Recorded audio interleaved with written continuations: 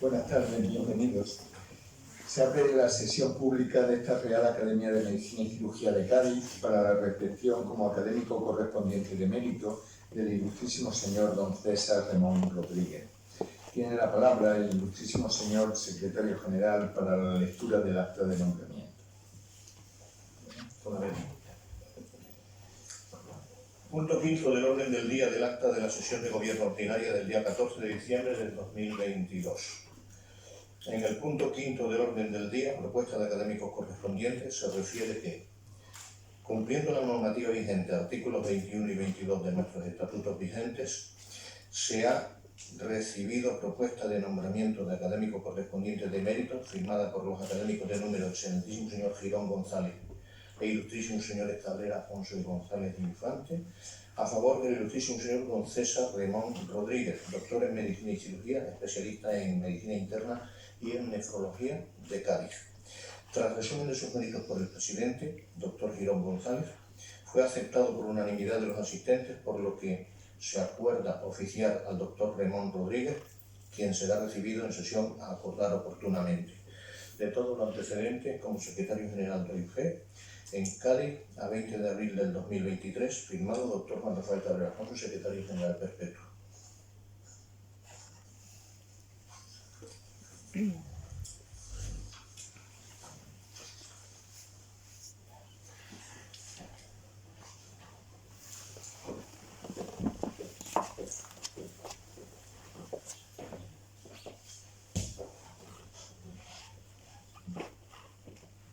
Excelentísimas e ilustrísimas autoridades, excelentísimos e ilustrísimos señores académicos, señoras y señores.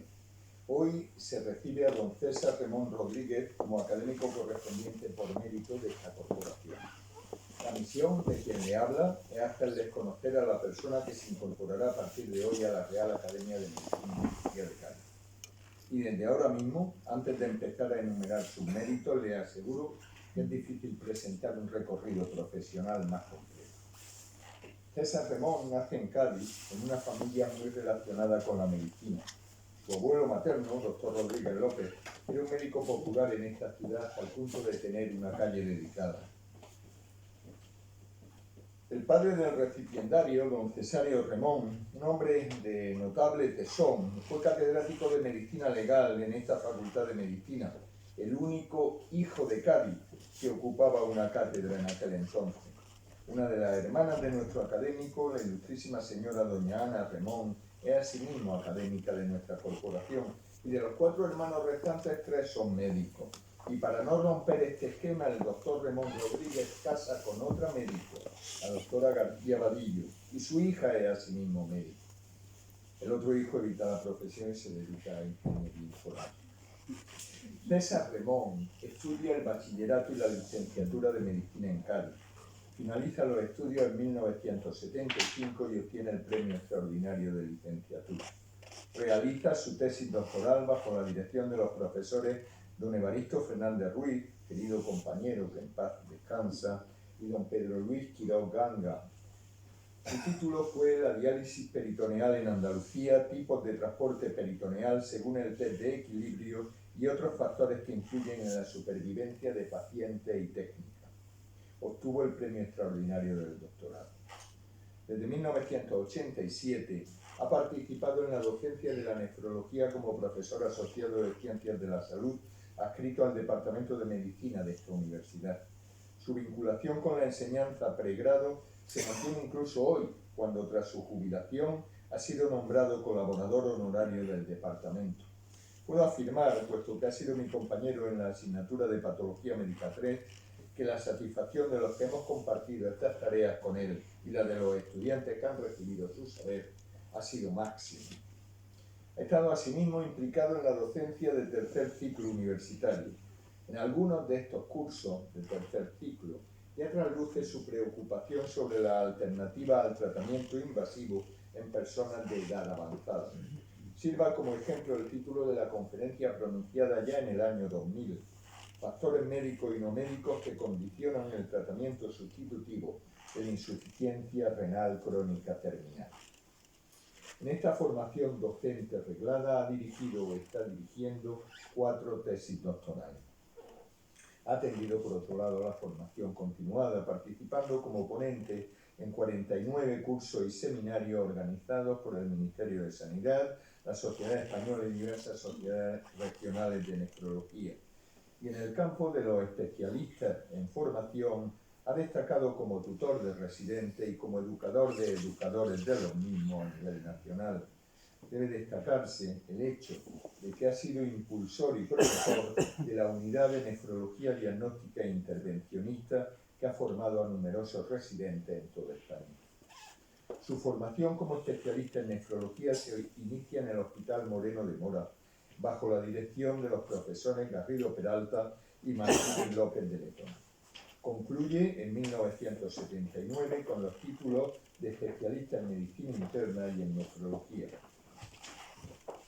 Probablemente hoy suene a relato prehistórico, pero en esos años la nefrología era solo un germen de lo que ha sido con posterioridad. Conjuntamente con el profesor Fernández Ruiz, sienta las bases e impulsa la especialidad en Andalucía. De hecho, inician en aquellos años las primeras diálisis, merced a aparatos que hoy consideraríamos tremendamente elementales pedidos por la Fundación COMES. En junio de 1990 se traslada al Hospital Universitario de Puerto Real y en 2010 es nombrado jefe de servicio de nefrología de este último.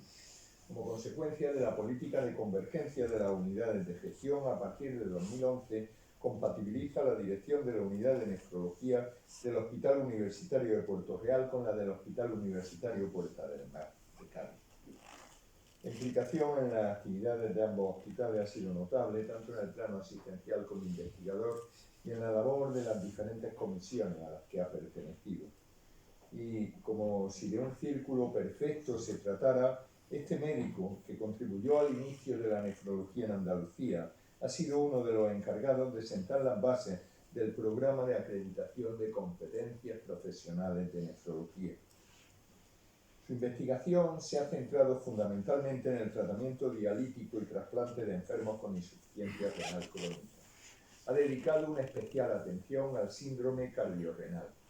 Los resultados de la misma se han plasmado en 30 artículos, 38 capítulos de libros, 3 libros completos, 18 ponencias científicas y más de 100 comunicaciones a congresos.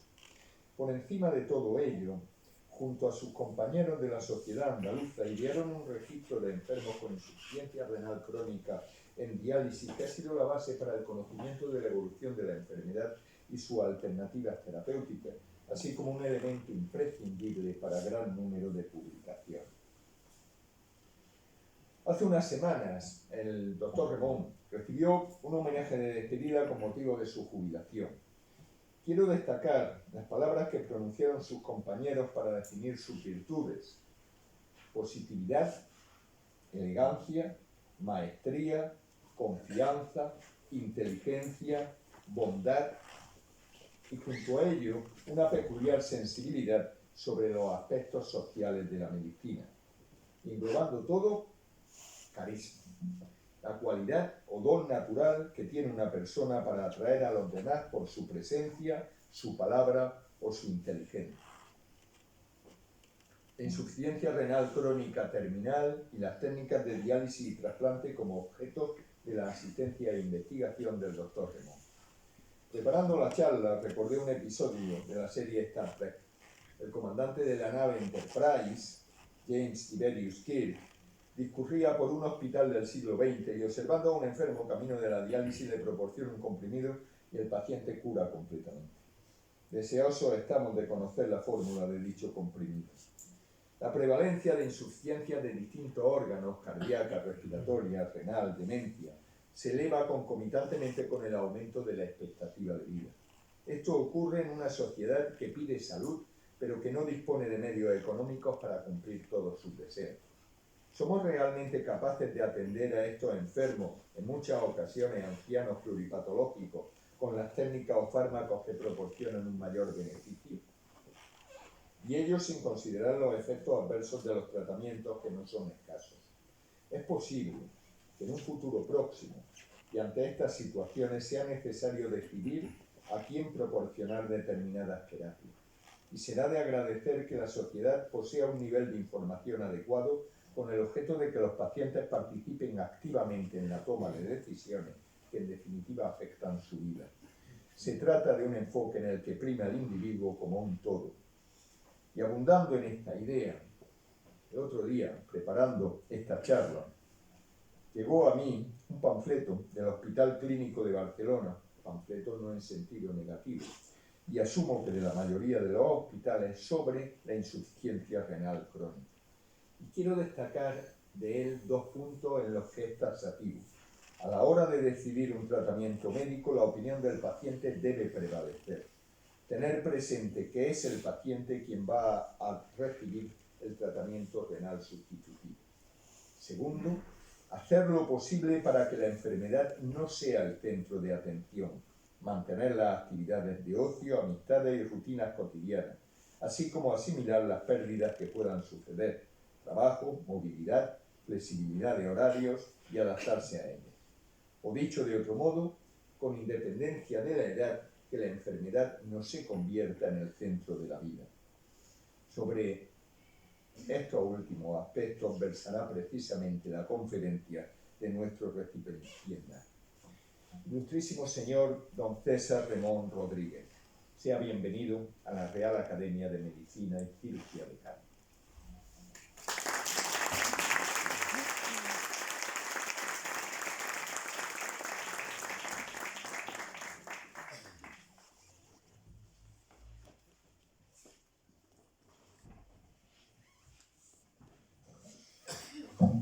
Tiene la palabra el ilustrísimo señor don César Remón Rodríguez para leer su discurso de ingreso sobre el futuro del tratamiento renal sustitutivo en España, la tormenta perfecta.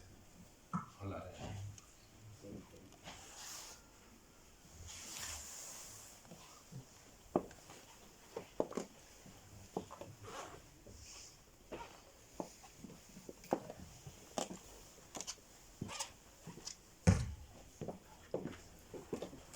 Excelentísimo señor presidente de la Real Academia de Medicina y Cirugía de Cádiz, excelentísimo y ilustrísimo académico, señoras y señores.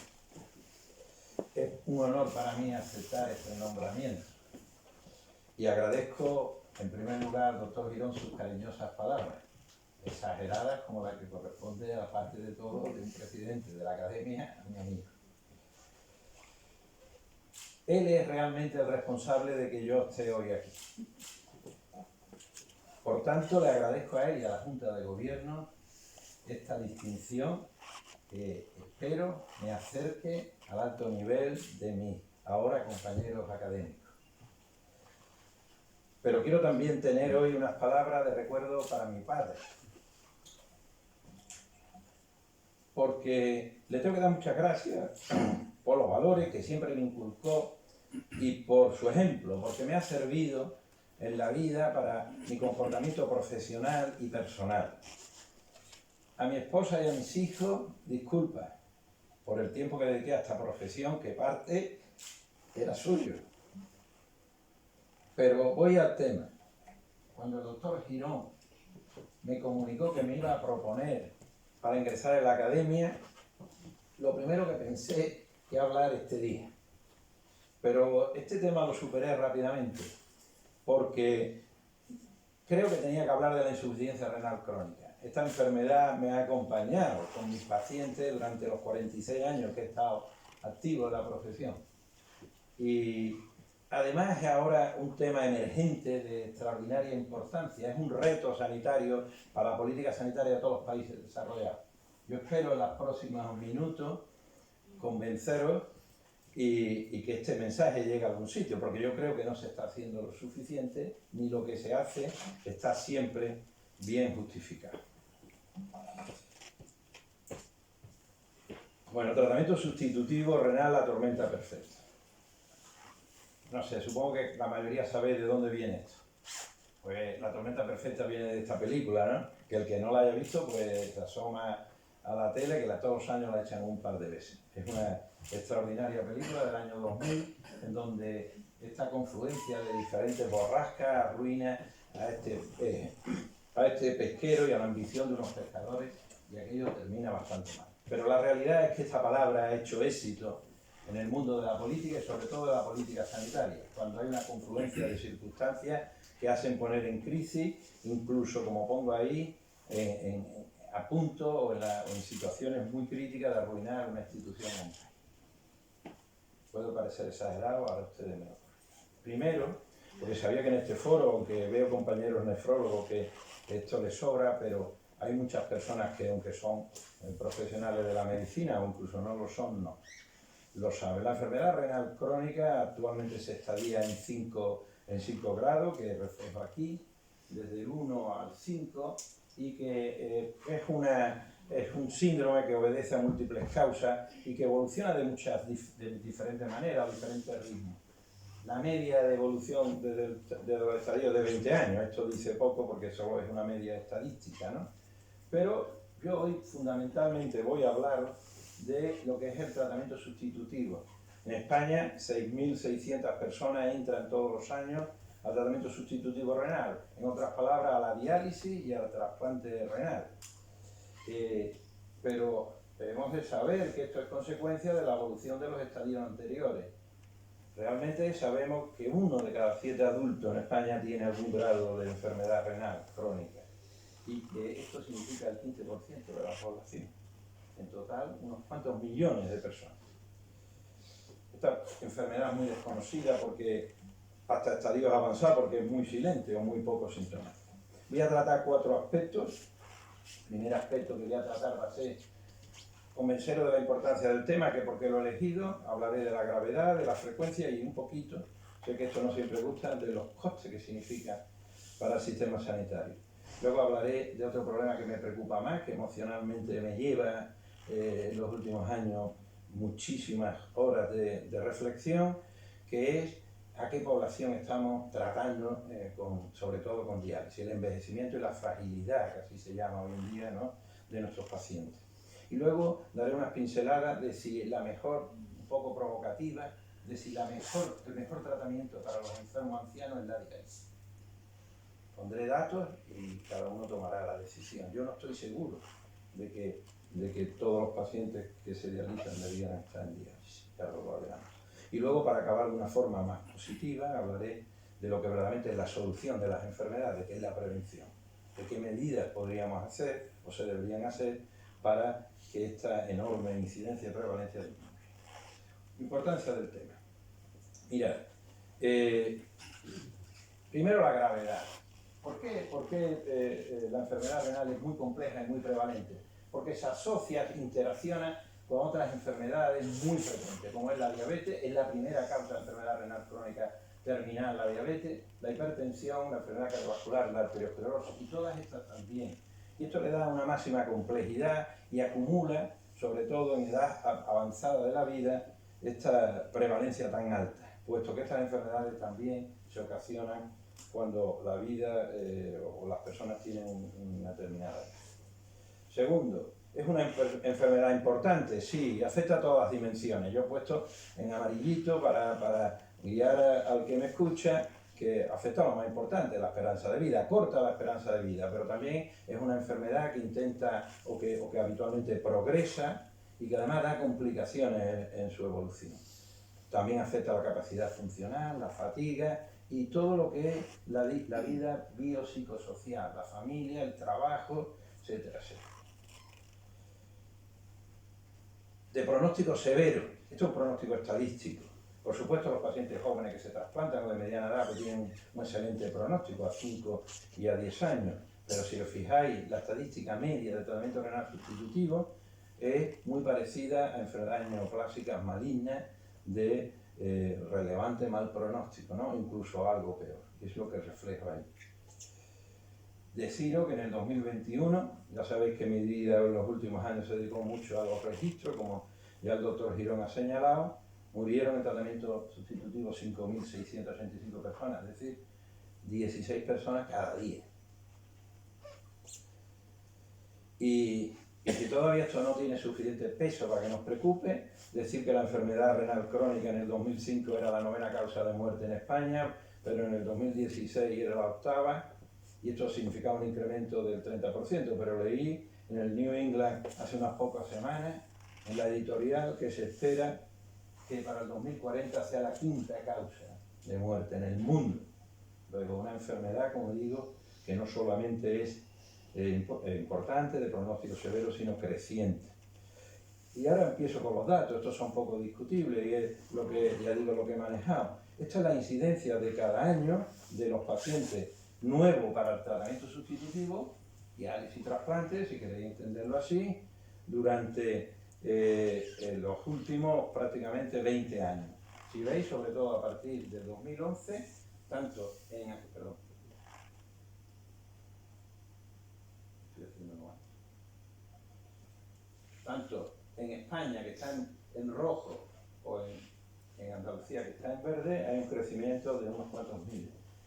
Para los más atentos y curiosos, ¿por qué cayó aquí el COVID? Habrá que estudiar esto, seguro que fue un problema de infradiagnóstico de la enfermedad, pero ya lo hemos recuperado en el año posterior. Pero lo que quería decir en este momento, que es lo que me trae al tema, es que no es en todos los estratos de edad esta incidencia creciente. Si os fijáis, esta es una enfermedad, le digo a mis alumnos de la facultad, de ancianos, de persona mayor. Fijarse cómo la enfermedad es 4 o 5 veces más prevalente en el estrato de más de 75 años que en el estrato de 45 a 64. ¿Qué significa esto? Y esto es un dato que seguro que a los que no soy nefrólogos llama mucho la atención. Que el 32% de las personas que entraron el año pasado en diálisis y trasplante tenían más de 75 años. Y el 60% más de 65. O sea, la mayoría de los pacientes que entraron eran de esta edad. Bueno, como toda enfermedad crónica, la prevalencia acumula los datos de incidencia. En el último año, en España se registran 65.740 personas, de ellas 46% tienen más de 46 años. ¿Por qué baja la incidencia de la prevalencia? Por el trasplante, que mantiene vivo a personas relativamente jóvenes que viven más y que por tanto la edad media se modifica hacia la baja, pero en todo caso prácticamente la mitad de los tratados. Un crecimiento exponencial de todo, ¿no? Esto lo he dicho a nivel de directivos y decisores sanitarios. No siempre me parecía ser escuchado, pero si aquí miráis desde el 85 al 2021 y está la estadística andaluza, todo ha crecido. El trasplante, la diálisis domiciliaria, la diálisis peritoneal, en cantidades que alcanzan actualmente un total de 11.166 personas en tratamiento. Y de nuevo, una reflexión sobre qué es lo que ocurre. ¿Quién crece o quién está enfermando? Mirad, fundamentalmente los de más de 75 años. Esto está comparado por quinquenio y si veis, la única barrita que sube son las de 75. Algo las de 65 y algunas de edades menores hasta disminuye, afortunadamente. O sea, la incidencia de la enfermedad renal es creciente tremendamente, pero solo a costa o a base de pacientes de mayor edad. ¿Y esto por qué ocurre? Algo adelantó mi querido compañero, el doctor Girón. Pues ocurre porque esta es la distribución poblacional.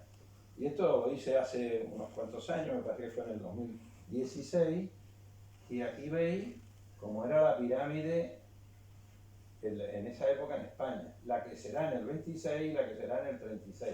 Dos datos sencillamente. Aquí está la guerra civil, 1 millón de muertos de gente fértil, que estos son los que son ahora muy mayores, pero los del baby boom somos nosotros, los de los 50 y los 60, que vivimos en España sana, que fuimos muchos hermanos, y que ahora tenemos la edad que tenemos y que vamos a llenar los hospitales en la próxima década. A no ser que alguien intente deciros nada, un dato. La edad pico en el 2016 era 39 años, en el 26 será 49, en el 36 serán 59 años. En el 2036 la tercera parte de la población española tendrá más de 65 años. Y esta es la razón del crecimiento de la incidencia de la enfermedad renal que se da en esta población. Bueno, pues yo hice unos cálculos que publiqué en aquel entonces y donde sencillamente, pues, haciendo una predicción de lo que ya estaba pasando, pensar que la enfermedad renal en estadio avanzado no es reversible, por tanto no es que yo sea adivino, es que probablemente las personas que están en un estadio de enfermedad renal avanzada, la alternativa de revertirse la enfermedad es nula. Bueno, sencillamente deciros que personas de más de 65 años, del 2016 total eran 26.000 y en el 2036 serán exactamente el doble. Entonces a mis compañeros les echo una miradita y les digo, estáis muy cansados de ver tantas personas con tanta comorbilidad. Pues no vean la que os quede.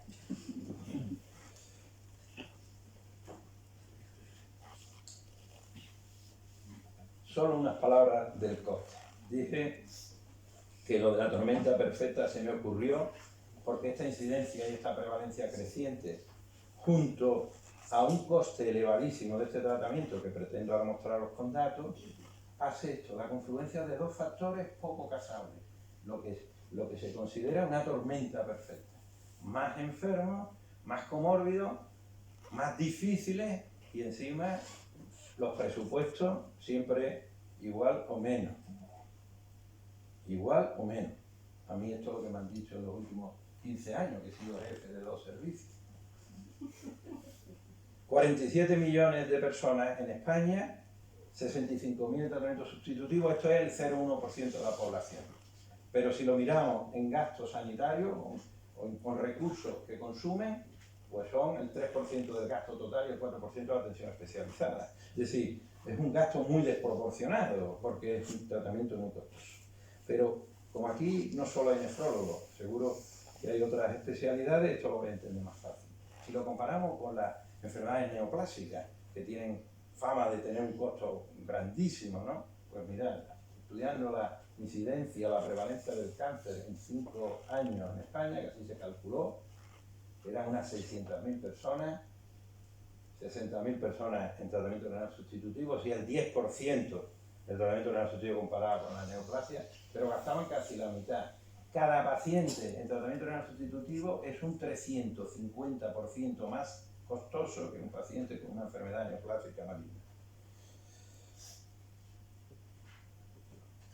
Tormenta perfecta, y esta es una diapositiva que siempre me gustó, del Instituto del Servicio Nacional de Salud inglés, de esto, de si no modificamos, si sigue creciendo esto y si no modificamos los presupuestos sanitarios, pues será como decían ellos, uno que entra, uno que sale, porque no podríamos abordar esto. Yo espero dar algunas soluciones no tan drásticas. Y por eso quiero hablaros de la segunda parte de mi charla, que es el envejecimiento y la fragilidad. Voy a ser un poco crítico ahora con mi labor profesional y incluso la de mis compañeros, que por otro lado son excelentes, pero que yo creo que ha llegado el momento de enfrentarnos a ciertas cosas, o de que se enfrenten ya. Estas son las posibilidades de que un enfermo de enfermedad renal crónica avanzada, que es lo que significa este acrónimo, pues pueda ir pues, a tratamiento por diálisis, a trasplante, o incluso ya hablaremos algo del tratamiento conservador activo, como yo le digo, y los diferentes tipos de diálisis. Pero hay que ser sincero, los pacientes muy mayores, muy comórbidos, estos que estamos hablando, no se trasplantan. Una lista muy activa en un servicio estupendo, como el que, por ejemplo, gestionamos en Puerta del Mar, trasplanta como mucho el 20 o el 25% de los pacientes que están en tratamiento renal sustitutivo. ¿Esto qué significa? Que la mayoría de pacientes no se van a trasplantar el número, sino que van a ir al tratamiento sustitutivo llamado diálisis. Y si me presionáis, hablemos de diálisis. Y de esto hablaré en los próximos minutos.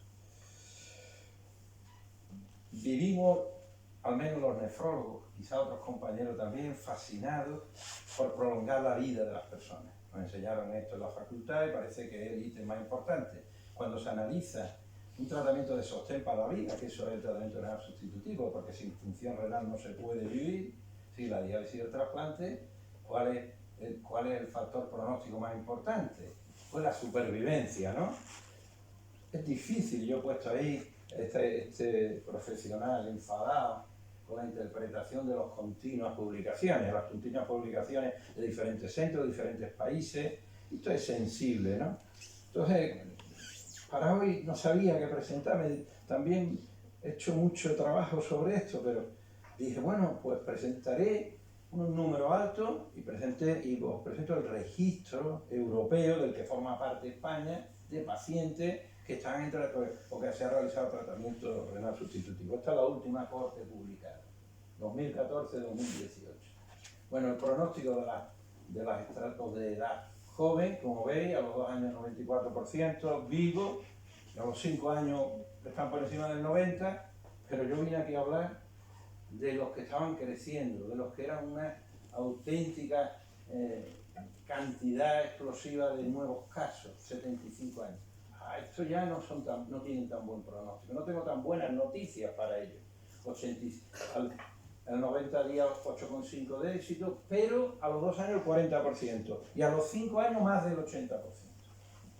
Luego, bueno, y si queréis algo más cercano, el índice de mortalidad en el registro de Andalucía es el 25%, las personas que son mayores de 75 años están en tratamiento renal. Pero ahora viene el quid de la cuestión. Seguro, y yo cumplo todos los criterios de anciano, junto con algunos de los presentes, pero todos los ancianos no son iguales. Envejecimiento no es igual que fragilidad. Por tanto, lo primero que tenemos que aclararnos es si toda esa estadística obedece al mismo tipo de paciente, que yo creo que no. Mirad, hoy en día, y no sé, por lo menos hasta ahora, los nefrólogos no estamos muy acostumbrados a medir el concepto de fragilidad. La fragilidad es un síndrome clínico que obedece a múltiples causas y que se caracteriza fundamentalmente por la pérdida de fuerza y de resistencia y disminución en general de la capacidad funcional de una persona. Pero lo que es relevante es que lo hace vulnerable, como pongo aquí, a mínimos estresores para desarrollar aumentar la dependencia o la muerte. ¿Qué significa esto? Y aquí está muy impuesto, una persona saludable, estos son unos gráficos de Morley que me parece que son geniales, con una infección de orina, pues a cualquier persona le deteriora ligeramente su estado general, pero al poco tiempo lo recupera al íntegro. ¿Qué le pasa a un paciente frágil o dependiente ahí? Pues que el misma noxa le profundiza en su alteración del estado general, lo hace más prolongado y encima ya no recupera el estado previo. Eso es lo que para mí define mejor la fragilidad. Las causas de la fragilidad no las voy a explicar aquí, el envejecimiento en sí mismo, las enfermedades crónicas como la renal, a través del estrés oxidativo, la inflamación, la reducción del anabolismo, etc. Fragilidad. Pero más interesante me parece a mí que esto se puede medir. Esta es la cara de Frey, que no hay que confundir con el cuestionario Frail, que es el mismo, porque Frail viene sencillamente de las siglas inglesas, ¿no? De fatiga, resistencia, ejercicio heroico, enfermedades y pérdida de peso, ¿no? Con 5 preguntas se puede calificar el enfermo con cierta precisión si es frágil o está en un estadio medio o si es saludable. ¿Y esto para qué? Mira, pues porque esto se correlaciona con el pronóstico de vida de la persona, más que ninguna otra cosa, más que la insuficiencia concreta de un único órgano, más que decir que un paciente tiene una enfermedad renal crónica o cualquier otro proceso. Pero no solo se refleja en esto, sino también se refleja en un mayor riesgo de hospitalización, de caída, de déficit de movilidad. Esto se ha mejorado y en internet podéis hacer autoinformación de cuál es vuestro estado de fragilidad. Os garantizo que hay mil scores y además son dinámicos, se puede seguir. Todos han sido mejorados buscando la objetividad de las preguntas, ¿no? Eso de si usted se encuentra cansado o si usted se fatiga al subir una escalera, etcétera, etcétera, tiene cierta subjetividad y hay muchas pruebas que aquí he puesto las más fáciles y las más fáciles de realizar y las más corrientes, como es la velocidad de la marcha, hacer caminar a una persona a 5 metros y ver si la marcha es menor de 0,8 metros por segundo y si es así se podría dar en la escala de fragilidad que tiene un punto de fragilidad. Lo mismo, lo que se llama la prueba de sentado, para ponerse de pie y empezar a andar 3 metros, dar la vuelta. Eso se puede hacer en cualquier consultorio, en cualquier pequeño espacio, o tener un dinamómetro y así la pérdida de fuerza es medible y no solamente una subjetiva. Esta es la escala Prisma, en donde sencillamente contestando sí o no y teniendo más de 3 puntos, lo voy a quitar rápido para que algunos no lo hagan, pero eres mayor de 85 años, ya un sí, eres hombre, ya un sí, tienes algún problema de salud, etcétera, etcétera, usa bastón, silla, sí, más de 3 puntos, fragilidad, y sencillamente yo no quería dar una conferencia de esto, sencillamente deciros que esto está ahí, es fácil de utilizar, los estándares. ¿Y por qué traigo esto a hablar de enfermedad renal crónica? Mira, estos son trabajos recientes, y aunque he puesto abajo que depende del método, del lugar geográfico o del tipo de institución de que se trate, hay diferencias, pero desde un 30 a un 80% de los pacientes que están actualmente en diálisis se le aplica una escala de fragilidad y son frágiles. Son frágiles. Bien. ¿Importa esto para la obsesión que tenemos con la supervivencia? El pronóstico vital de los enfermos. Mirad, este es un estudio hecho en el registro americano que presenta cientos de miles de casos. Bueno, pues si miráis aquí, desde 65 a más de 90 años, está dividido en 3 estratos: los saludables, los vulnerables, que son los rojitos, y los frágiles, que son los verdes. Mirad, qué curioso. Los frágiles de cualquier estrato se parecen. Y sin embargo, una persona de más de 90 años, saludable, que no cumpla, tiene mejor pronóstico que uno de 65 años. Quiero decir con todo esto que la edad, que el envejecimiento medido por la edad, no nos es suficiente. Probablemente tendremos que acudir a esta escala para administrar de alguna manera mejor nuestros recursos. Pero es que el camino del frágil hacia ese pronóstico que terminamos teniendo todo, que es la muerte, no es un camino de rosa. Es un camino lleno, y esto está publicado también, un camino lleno de más hospitalizaciones, de más ingresos, más probabilidad de que mueras en el hospital, incluso en el año un 30% de intervenciones. Las intervenciones son pequeñas cosas: ventilación mecánica, parada cardiorrespiratoria o una sonda nasogástrica permanente. Luego, no solamente es un pronóstico corto, sino un pronóstico con un camino de calidad de vida muy malo. Empecé a tener estos malos pensamientos con este libro, que recomiendo. Este libro es un libro escrito por Arthur Gawande, no sé cómo es de origen indio, un cirujano americano que critica la profesión diciendo que estamos fascinados por el pronóstico de la vida y que todo lo que pone ahí, que son frases literales tomadas del libro, no lo tenemos en cuenta. Y que incluso sometemos a algunas personas a riesgos que de otra manera no hubieran tenido, o a la ausencia de algún consuelo, que es lo que uno necesita en la época final, o en la etapa final. Solo decir como punto clave de esta segunda parte que la población en diálisis está muy envejecida, con una alta proporción de individuos frágiles, y que esto hay que tener en cuenta que tienen una supervivencia corta y que además tiene muchísima tasa de hospitalización. Entonces, yo decía que iba a ser provocador en esta tercera parte. Dedicaremos pocos minutos a decir si tenemos evidencia de que el tratamiento con diálisis, porque he dicho que el trasplante, que es el tratamiento óptimo para nuestros enfermos, está vetado en estas circunstancias, es el mejor. ¿Qué hay que hacer si no se hace diálisis? Pues tratamiento conservador activo, que yo he intentado demostraros aquí cómo debe ser. Así evitamos esta encuesta de los canadienses. Yo he puesto una encuesta canadiense porque aquí, que yo sepa, nadie se ha atrevido a hacerlo. Pero que se puede hacer a la gente que hay aquí, que es muy fácil llevar. Es preguntarle a todos los pacientes mayores de 65 años cómo estaban de contentos en una unidad de hemodiálisis. El 60% dijo que lamentaba haber comenzado. Esto es preocupante. Y muchos de ellos dijeron, que poco más de la mitad, como dice ahí, que ellos estaban ahí porque el médico le había insistido que debía estar. Hay que recordar de dónde venimos los nefrólogos, para los más jóvenes.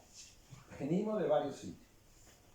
de que en el 72 en el Medical Care decía que el tratamiento renal sustitutivo solo había que hacer a personas de una determinada edad, más de 54 años, que tuvieran una expectativa promedio de 9 años, que pudieran ser trasplantados e incorporados a la vida social, activa y laboral.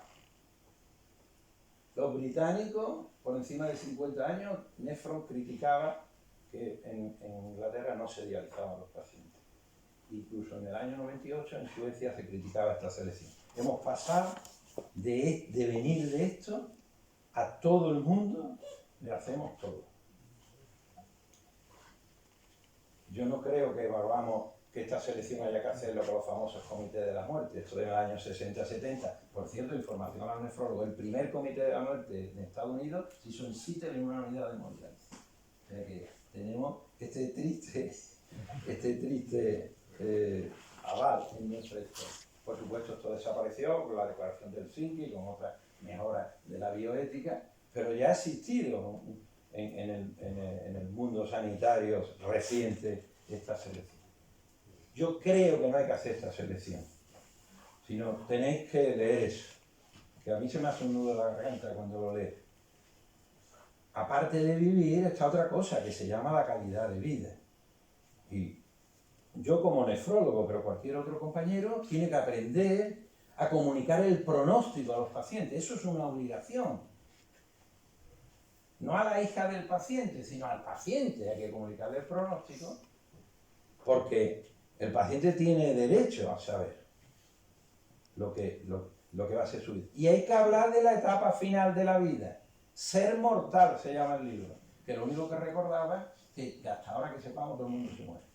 Yo le decía a mis pacientes, si ustedes se enteran que hay un remoncito que no se muere, me puede interesar, me lo comunico. Por tanto, eso que forma parte inherente de la vida, a un paciente que se le oferta un tratamiento, a lo mejor hay que hablarle. ¿Cómo se va a producir?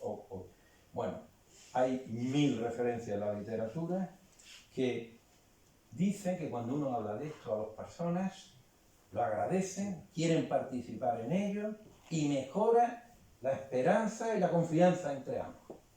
Luego, nunca es un aspecto negativo. Y esta es una frase de Ayn Rand que me encanta, ¿no? Esto de que lo evidente no hay que explicarlo. Es que la familia no lo ve, ¿cómo que no lo ve? Pero yo tampoco se lo digo, por si importa decir esto. Por lo menos mi opinión. Mirad, la guía europea, no voy a cansar con este algoritmo tan complicado, pero es muy fácil de entender. La guía europea ha solucionado esto diciendo que no hay que esperar al final de la vida o al tratamiento renal sustitutivo para cesar en él o no ofrecerlo, sino que hay que anticiparse.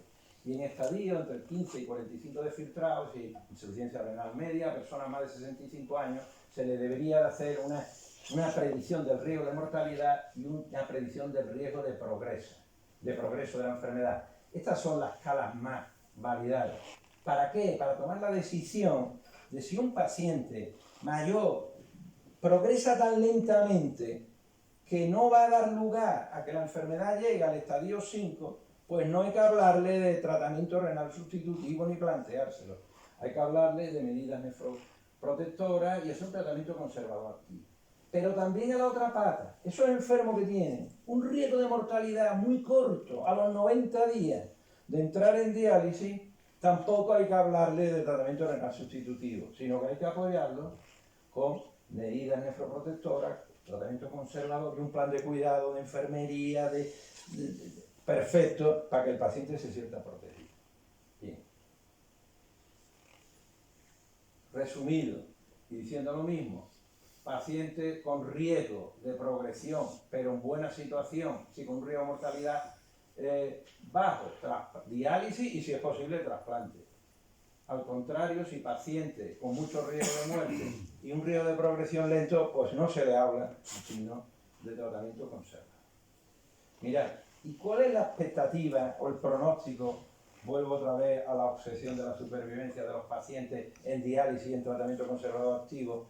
Pues estadísticamente no tienen significación. Esto es un metaanálisis con una revisión sistemática y aquí está cualquier tipo de diálisis, hemodiálisis y diálisis peritoneal y cuidados de soporte y no hay mucha diferencia, pero sí hay diferencia.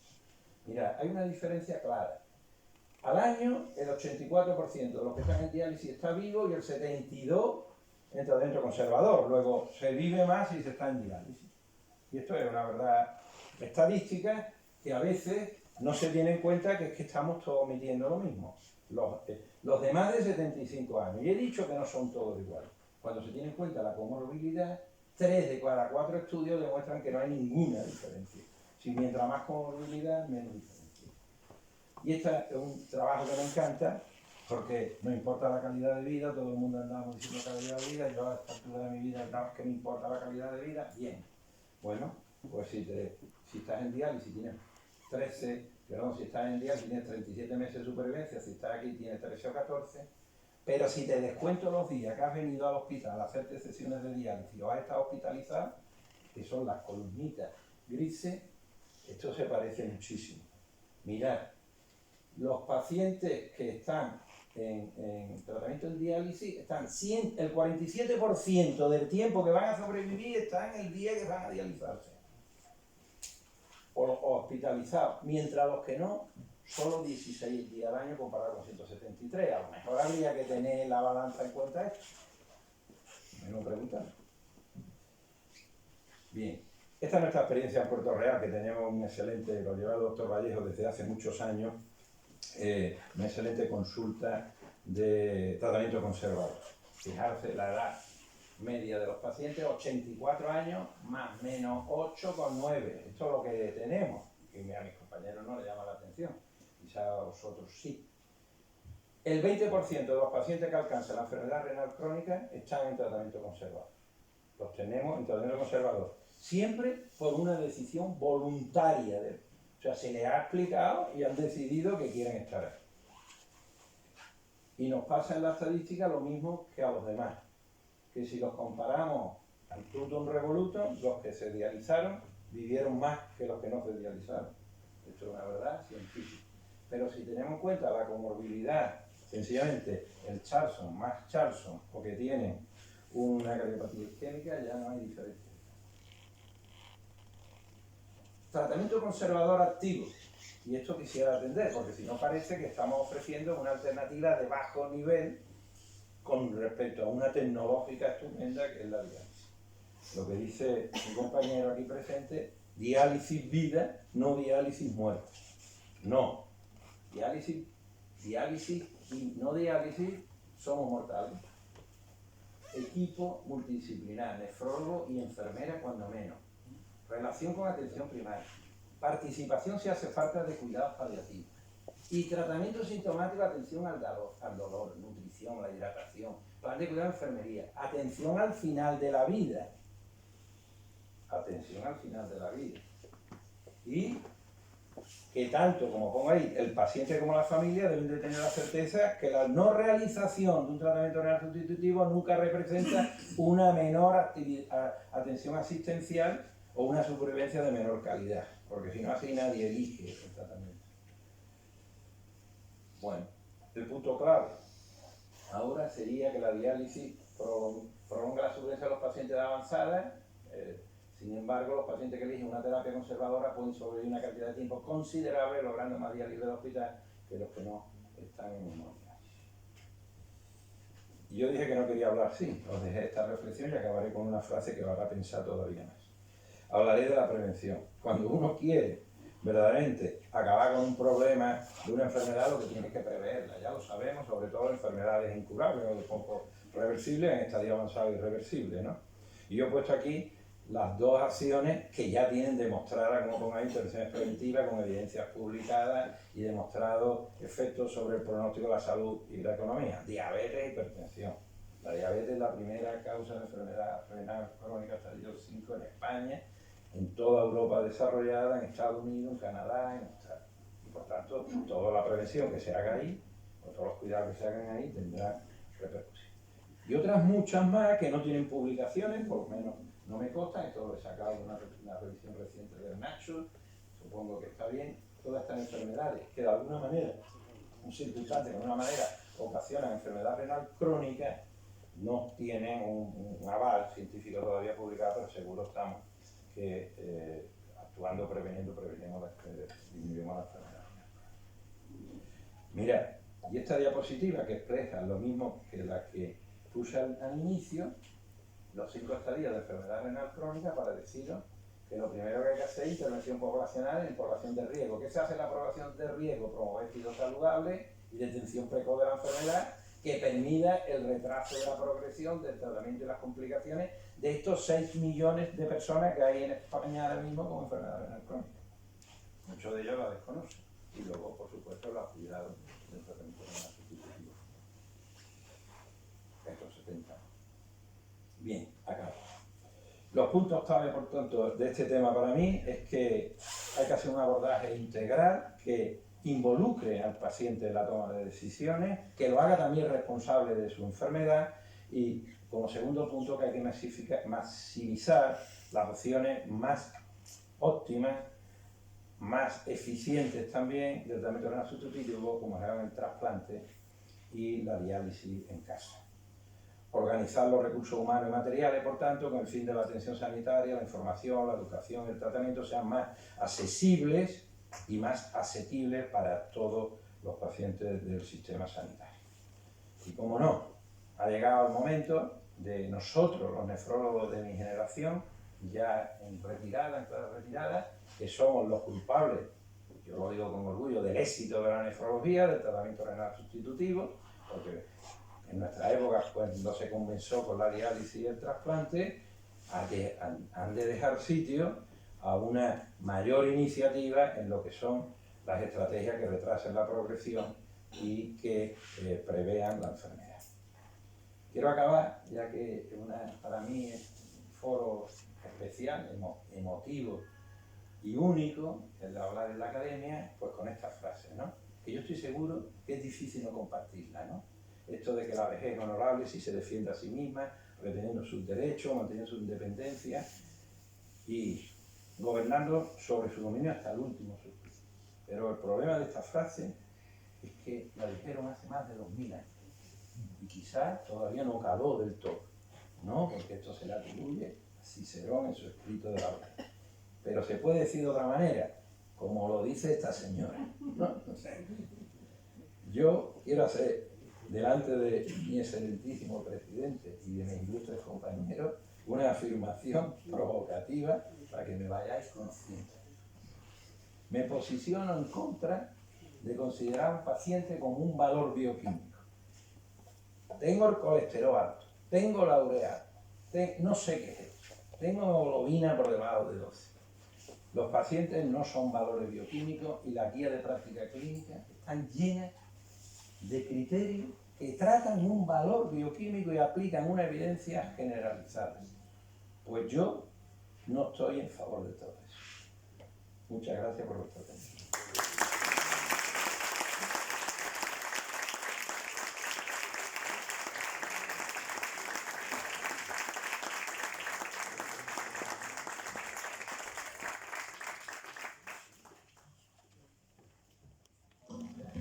Se va a proceder a la entrega de la medalla y del título de académico correspondiente.